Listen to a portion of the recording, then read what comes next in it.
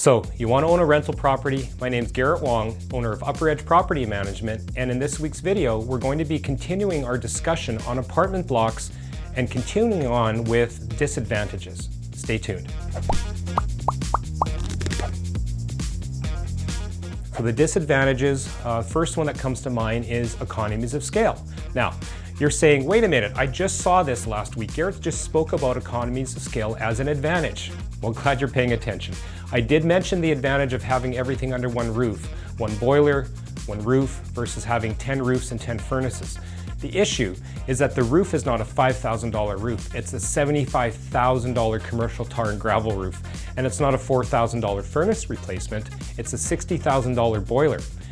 Bigger asset, bigger repair bills. Another point about having all your eggs in one basket, you increase your risk to market fluctuations and also having all of your income coming from a single property. What happens if it burns down? A major job provider in the area declares bankruptcy and a large portion of your tenants lose their jobs. Or a new development is built in the area that forces you to decrease your rates to be competitive. The cost? Well, this might be an obvious one, but if you're just starting out and wanting to buy a single $250,000 rental property, your down payment might be $50,000.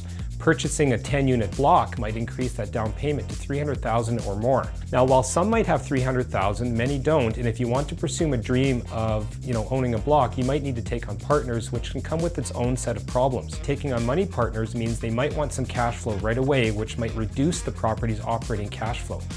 And financing. Most apartment blocks are considered CRE, and the qualifications are different.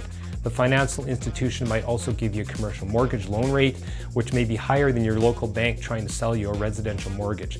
And the fourth disadvantage, and this is a big one, rent control. This is a huge topic, and I'm not going to get into this in the last few seconds of my segment, but in a general sense, depending on your market, apartment blocks are subject to tighter rent controls versus a smaller building, all things being equal. Whew, did I make it through? Am I under 2 minutes? All right, next episode, we're going to be talking about the cousin of apartment blocks, the smaller multiplex. Thanks for watching.